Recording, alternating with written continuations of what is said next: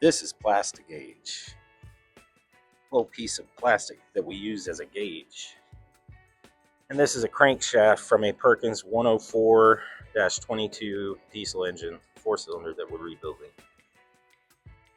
We have already torqued this bearing cap down with a new piece of plastic gauge. And if you look right here, it should be about 2.5 thousandths, 25 10,000ths.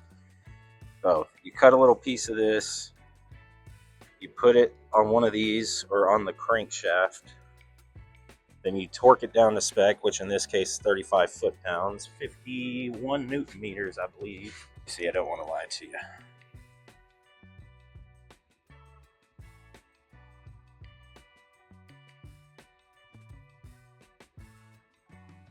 There's 2 and 3 cylinder engines.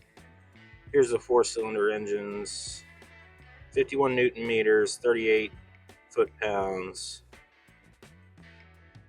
So we've got her torqued. Let's take her off.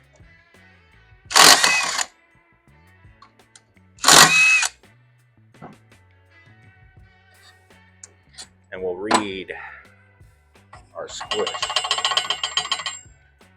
It's gonna be kind of hard with one hand.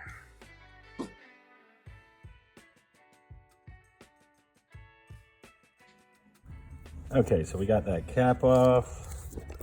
Let's find the right side here. You can see the little smushed piece of plastic. You just take this guy and put it up to there.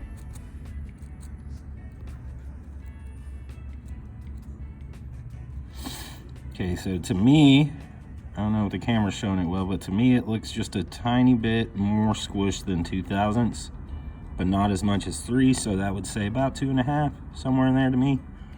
So we are good on that.